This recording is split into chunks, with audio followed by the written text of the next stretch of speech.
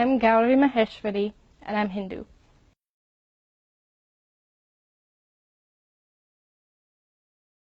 I would define religion as the study of the spirit and of how everything came to be.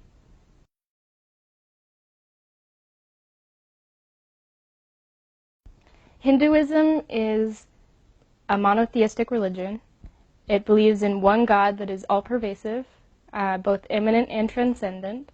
We believe in karma, which is the universal law of cause and effect. We believe in rebirth, in reincarnation, and eventually, once we have become perfected, we'll achieve moksha, where we'll merge with God. We believe in dharma, which is the necessity of righteous living, of living and seeing God within everybody, and doing our duty to society. We believe that every religion is valid, that the passion within each religion is what's important and not what name they call the God.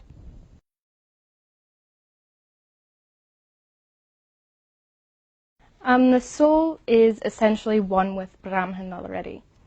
We just don't know it yet. We have this veil of Maya, or illusion, which gives us the idea that we are separate from God. Once we have achieved enlightenment, then we will merge with God like a drop of water into the ocean. So we have a little spark of God within us, and that is called the Atman.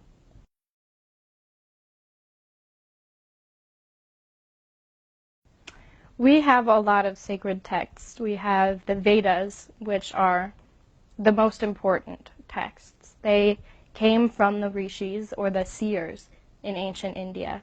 When they were meditating, they heard the voice of God, and they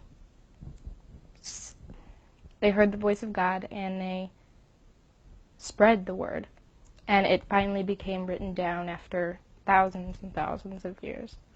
We also have the epics like the Mahabharata, which has the Bhagavad Gita in it.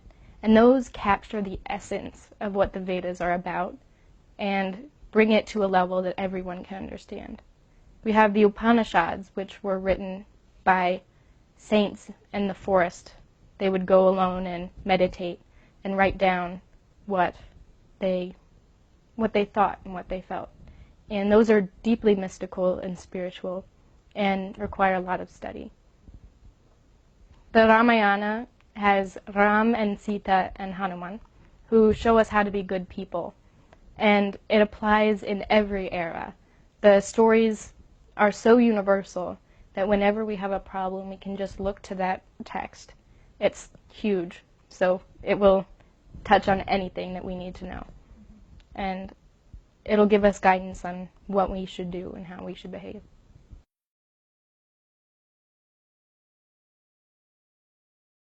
Unlike the Western religions, we do not believe in an intrinsic evil.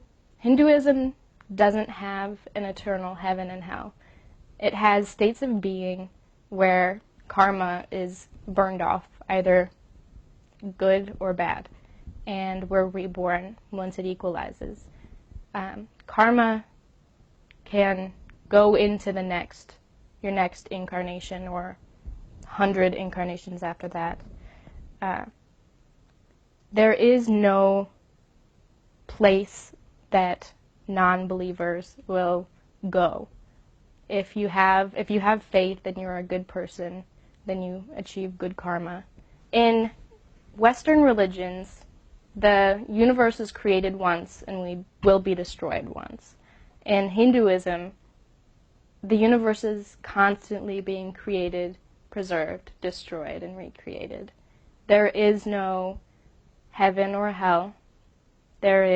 Everyone has one path, and that is towards God. Each person will have different bumps in the path.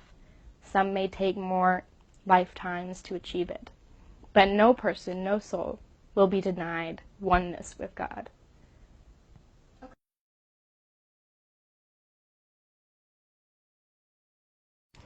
Hindus do not try to convert people into their faith usually. We believe that every faith is valid. And if you want to be a Christian, if you believe in Jesus, then that is perfect. We don't want to take you away from that. So there are obviously always going to be radicals who say that this is the only way. But as a general rule, Hindus do not believe that any other religion is wrong. And so we won't force anybody into our religion. We do allow people to convert on their own will.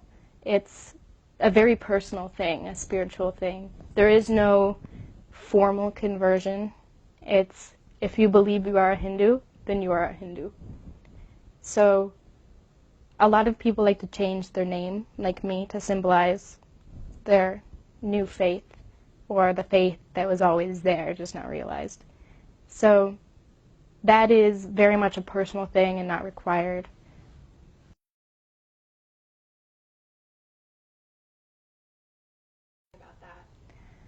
Well, I was raised Catholic, and I never really connected with it. So I was spiritual for a really long time. And I was reading about all of the different religions to see if I fit into any of them. And once I started reading about Hinduism, my mind just opened. I was like, wow, I believe this. This is amazing. I didn't think anybody else really believed what I believed. So I kept reading and reading and reading. And after about a year or two, I decided to go to temple. It was really scary because, I didn't know what to expect. But everyone there was so nice, and I've been going ever since. It's nice to have a place where you have a community that is so similar to you in such important ways, like what you believe in. Just to worship with people, it brings a new level to spirituality. There's one thing to do puja at home, but to do it with such passion, around other people with such passion, there's nothing quite like it.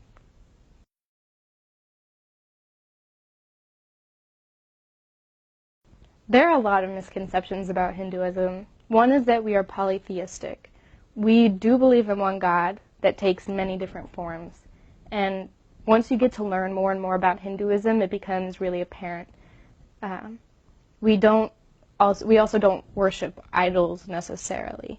We do understand that that is a stone, and somebody carved it, and it's just a stone. But we need those tools to help us conquer our mind.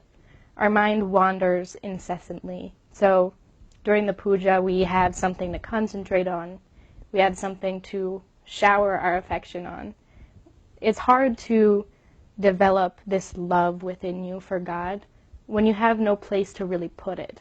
You're just like, I love you. So we do that, and also the bells ringing helps focus us and clear our mind. Loud noises just kind of point the mind towards what it's supposed to be doing, and the incense puts us in a good mood. So it's all of the stuff that we do, all of the rituals we do are tools to help us find God within ourselves.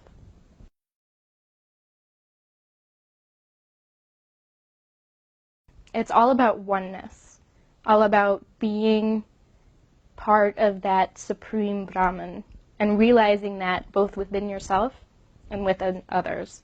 And by doing that, everything else will fall into place. If you see God within everything, you'll act right. You'll do the things that you need to do.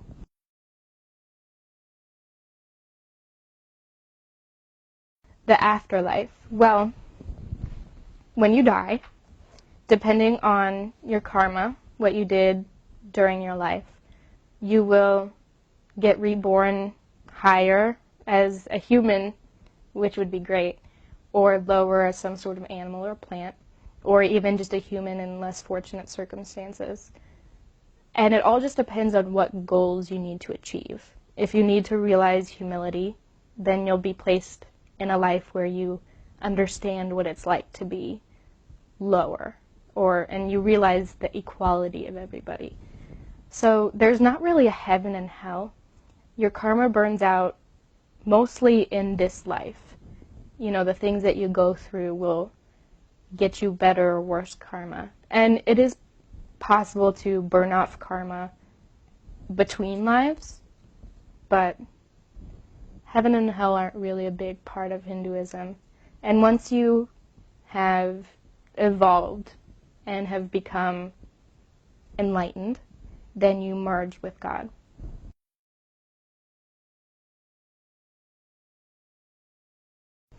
Well, Hinduism is very much a way of life rather than just a religion. It comes into every aspect of your being, what you think, how you feel, what you do. It's made me very humble when I realize that God is both within me and that rock, and that piece of grass, and that little bug.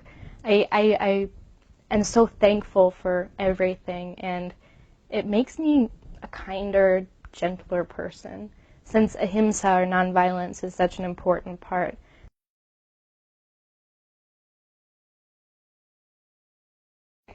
So the main deities in Hinduism are Brahma, Vishnu, and Shiva. Brahma is the creator, Vishnu the sustainer, and Shiva the destroyer, dissolutioner. They all have their counterparts, which are the feminine, powerful aspects, namely Saraswati, Lakshmi, and Parvati. And those are the most well-known Hindu gods. But there are also really important ones that aren't. But there are also other ones that are important as well. Ganesha is extremely important in every Hindu's life, as he removes the obstacles for worship, for becoming a better person, for evolution. He's that connection that we have to God. Krishna and Rama and the other incarnations of Vishnu remind us what it is to be a good person. So it's not just anthropomorphic Vishnu out there somewhere. It's a concrete idea and an ideal that we can emulate in our lives. The planets are also really important in a lot of Hindus' lives, as they are believed to have a direct influence on our daily experiences. So worshiping the planets and the massive amounts of energy that they are is important.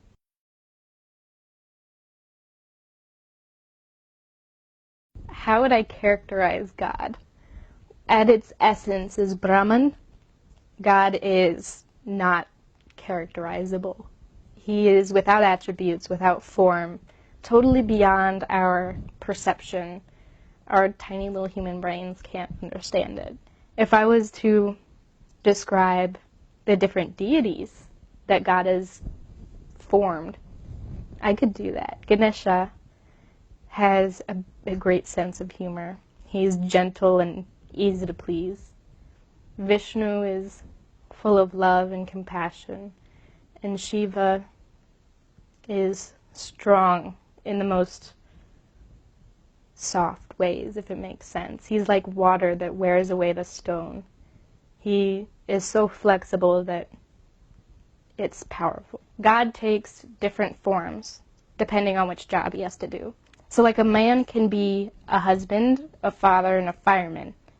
He's the same man, but is called by different things depending on what he does. And so that's what God is like when he's Brahma and Vishnu and Shiva.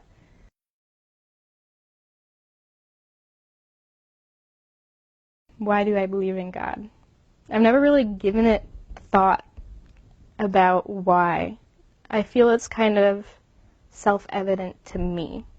And I know to a lot of people it isn't rational, but in my mind it makes total sense how nothing could become something, how all this science forms what we are, how little atoms stick together and form you and me. And everything I see and experience and learn just solidifies that belief that there's something. Now, why Hinduism? I could be wrong. I could definitely be wrong. But it connects with me, and I just believe it. There's something unexplainable about that connection with you and God.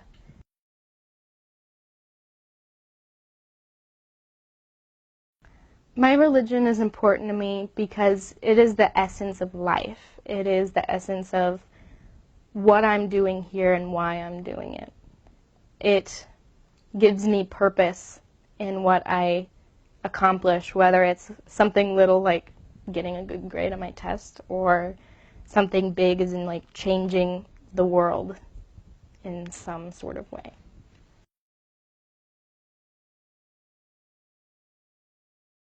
Hindus worship at the temple and at home in their little mandirs, the little puja rooms.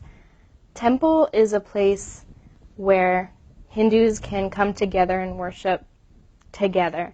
And it becomes more powerful when you have all of those people with all that love around you. It's almost contagious. And we treat God like a king at temple. We perform abhishekam, which is a bath of all the sweetest liquids we have. We give him our best food and our best flowers.